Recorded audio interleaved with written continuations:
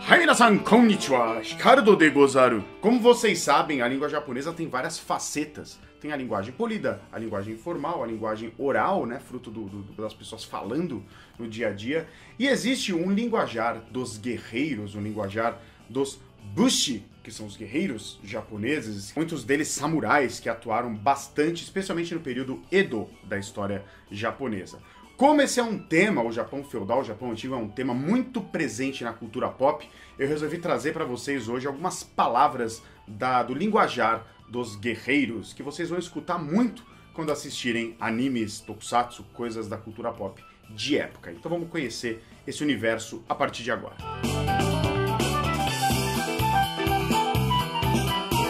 Muito bem, os samurais no Japão, eles faziam parte ali no período Edo da alta classe, né, junto com os senhores feudais, os senhores das terras, né, que comandavam ali junto com o shogun, a nação japonesa. E frequentemente esses guerreiros são referenciados na língua japonesa com a palavra bushi. Bushi, né, os samurais, os guerreiros são bushi, tá? Até se você colocar o do, que é um kanji que sozinho significa caminho, né? É um michi, que é outra leitura, que é usado normalmente na língua japonesa. Se você coloca depois, vira Bushido. Bushido, que é o caminho do guerreiro. São as artes marciais utilizadas por estes guerreiros. A gente está falando aí, especialmente do período Edo, que eu acho que é o mais utilizado na cultura pop japonesa, em várias obras como Rurouni Kenshin, tem o Lion Man, também se passa aí no Japão feudal. A gente tem que lembrar que é um período muito rico da história do Japão, em que várias coisas que a gente gosta hoje tiveram seu embrião lá, né? Tem muita coisa relacionada a mangá, né? O embrião do mangá nos primeiros desenhos, as primeiras ilustrações, as charges políticas, a tatuagem, a gente já falou sobre tatuagem no Japão. O período Edo também tem bastante relevância, né? Surgiram muitas vertentes da tatuagem japonesa lá. O teatro japonês, né? O estilo de dramaturgia japonesa também teve uma aprimoração e muita construção também no período Edo. Período muito rico, pesquise sobre o período Edo porque é muito legal. E lá estão os samurai. E os samurai, eles têm uma linguagem bastante própria, eles falavam de uma maneira bastante própria. Eu queria apresentar algumas palavras aqui, não muitas, né? O vocabulário dos bushi, né, dos guerreiros, ele é um vocabulário vasto, mas eu escolhi algumas palavras pra gente estudar aqui, dar uma conhecida e você já ficar esperto quando for assistir de novo um Rurouni Kenshin, ou for assistir algum outro anime ou tokusatsu que tem a ver com esse período, são muitos, você abrir os seus ouvidos e começar a pescar essas palavras ao longo dos diálogos. Eu já falei de Bushi, já falei de Bushido, e agora eu quero falar de Sessha. Sessha, que significa eu, de um jeito bem daquela época, né? Ninguém fala mais Sessha hoje no Japão, né? Mas significa eu. O samurai falava de si mesmo usando Sessha, Sessha-wa. Usando as mesmas regras do Nihongo, só que em vez de watashi, ele usava Sessha, com esses dois ideogramas. É uma linguagem exclusivamente dessa época, super datada, tá? Porque eu já imagino alguém perguntando, mas hoje em dia se eu falar, vão me entender? Vão te entender, mas vão dar risada, vão achar que você tá brincando, você tá falando de um jeito, evocando aí um filme de época, evocando um clima meio de samurai, tá? Então, Sessha aparece demais nesses filmes e nessas séries aí, significa eu. E aí uma outra palavra, né, que na verdade é um verbo, também é muito comum dessa época, e muita gente que gosta de Japão, de anime, tokusatsu, etc., já sabe que é o degozaru. Degozaru, num japonês mais moderno, ele seria o dearu. O mesmo des, né, pode aparecer com a mesma função, tá? Quando você vai afirmar coisas. Então pode chegar o Ricardo de outra época, o Ricardo do período Edo, e falar Ricardo de Gozaru, sou o Ricardo, kochira wa Nippon de Gozaru.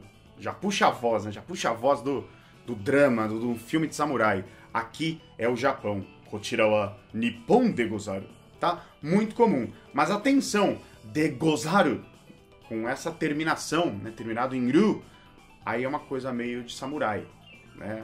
Mais usado naquela época, evoca imediatamente outra época.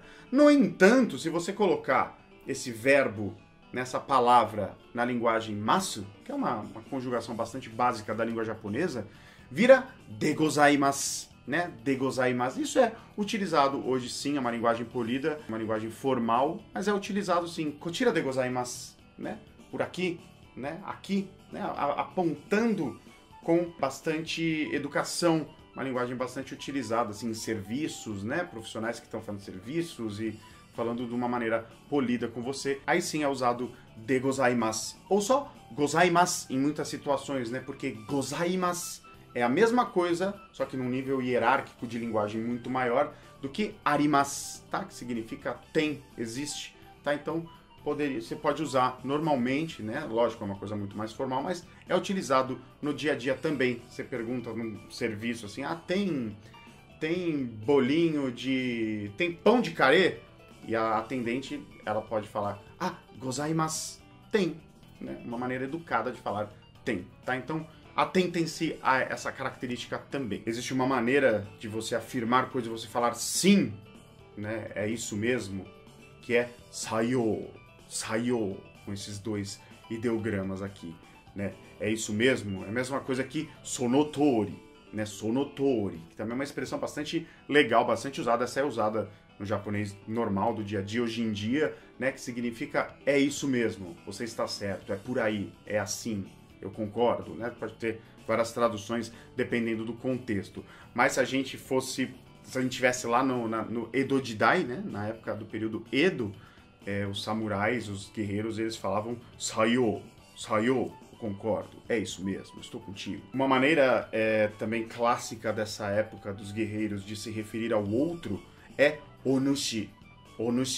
né, que seria o anata, né? Anata, a gente já fez um vídeo falando para não ficar usando muito anata, hein? Esse é outro assunto, mas tem link aqui, ó, deixar um card aqui para você abrir numa aba e depois assistir, porque é um vídeo muito legal também. Mas onushi significa você, para você se referir aos seus iguais, na sua mesma posição, ou gente inferior a você. Onushi wa nani o takurandeiru ka? O que você está tramando, né? Onushi wa você, tá? Desse jeito mais samuraizesco de dizer. Aí eu peguei duas palavras que terminam em mono, com esse kanji aí, ó. Cuidado, vocês estudantes de língua japonesa que já sabem alguma coisa, cuidado para não confundir. Esse kanji aqui, mono, ele significa pessoa, ele dá a entender um sujeito, uma pessoa, tá? Não confundir com esse kanji aqui de mono, que significa coisa. E por significar coisa, aparece bastante, né? É uma palavra que está amplamente utilizada, tá? Pronúncia igual, kanjis diferentes, portanto, palavras completamente diferentes. Esse aqui é mono. Duas expressões, duas palavras aí que tem mono dentro. Um é tawakemono. Tawake é um idiota, um bobo, né? Então, tawakemono é seu idiota, seu tolo, tá? É uma maneira, lembra, linguagem formal. Então, você imagina, né, uma pompa ao dizer até mesmo uma coisa dessa. Tawakemono, tá? Seu idiota. Pode traduzir esse mono como o seu do português, né? Seu idiota, tá? Porque esse seu referencia o sujeito, que é tawake. Outra palavra bem legal é buremono, ou burei. Às vezes falam só burei. Esses três ideogramas aqui com mono, né, sendo o último, e os dois primeiros são burei, que significa insolente. Buremono, seu insolente. Né? Aí tá perfeita, né? A tradução para o português é exatamente isso, né? Porque seu insolente, quem fala seu insolente no dia a dia em português, né? Ninguém. É uma linguagem mais de época, uma linguagem mais dramática, polida, formal, né? Seu insolente, parece estar na corte real. É esse clima do seu insolente que a gente pode imaginar para a linguagem que eu estou explicando nesse vídeo, né? Para a linguagem dos guerreiros japoneses de outrora. Eles utilizavam muito a palavra kinsu, também, kinsu, para referenciar o dinheiro, a grana, os fundos, né? Kinsu, que é a união desses dois kanjis aí, sendo que o primeiro é muito importante, é um dos primeiros kanjis que se aprende quando começa a estudar japonês, que é o kanji de okane, né? Que aparece na palavra okane, que é escrita desta maneira, que significa dinheiro na linguagem de hoje, né? Se quer falar do dinheiro, é okane, tá? Na época eles usavam mais essa palavra kinsu também era bastante comum. Uma outra versão mais solene dessa época para, por exemplo, perguntar por quê, era naniue. Abram os ouvidos que isso eles falam muito, hein? Vai ver um negócio de época. Naniue. Eu não consigo não fazer a voz do dublador típico de um samurai em japonês, me desculpem. Naniue.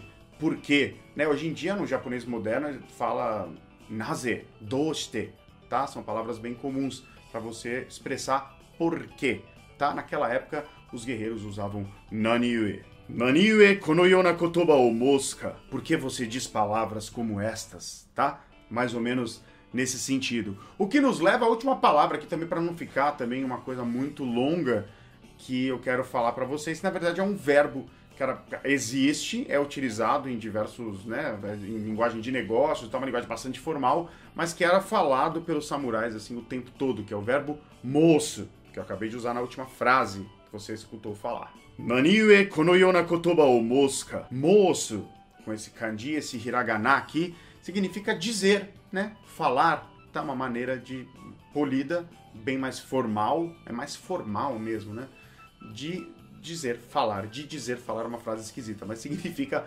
falar, moço.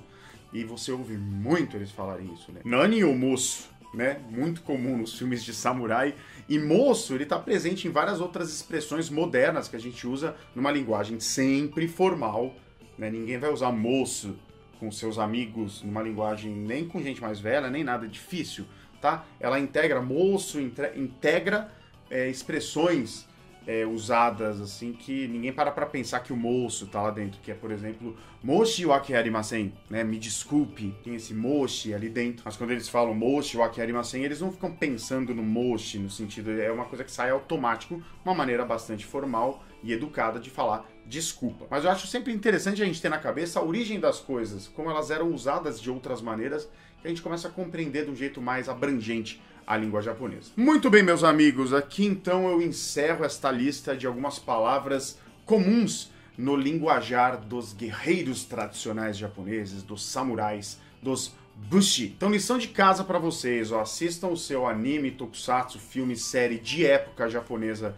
Kaedo, preferido. Tentem identificar o maior número das palavras que a gente falou aqui enquanto vocês estiverem assistindo. Combinado? E assistam os filmes do Akira Kurosawa, que são incríveis. Tem vários, assim, muito, muito bons e que retratam, assim, muito bem essa época, né? O último que eu assisti foi Uran, né, que é o filme já dos anos 80 dele, é uma produção franco-japonesa, e na época que ele já não tinha muito mais financiamento no Japão, ele precisava de parceiros, e o filme é maravilhoso, o filme é incrível. Mas tem Yojimbo, tem Os Sete Samurais, tem vários filmes muito legais que essas palavras todas estão bastante presentes. E não deixa de vir estudar japonês com a gente, vem fazer parte da nossa comunidade, vai em www.cursonihongo.com.br, você vai lá, coloca o seu e-mail e você recebe os nossos presentes, que são um mini curso em 8 vídeos para você aprender o básico do japonês e um e-book. E dá uma explorada aqui neste canal, porque tem muitos assuntos que eu tenho certeza que você vai gostar muito. Até o próximo vídeo, Jané!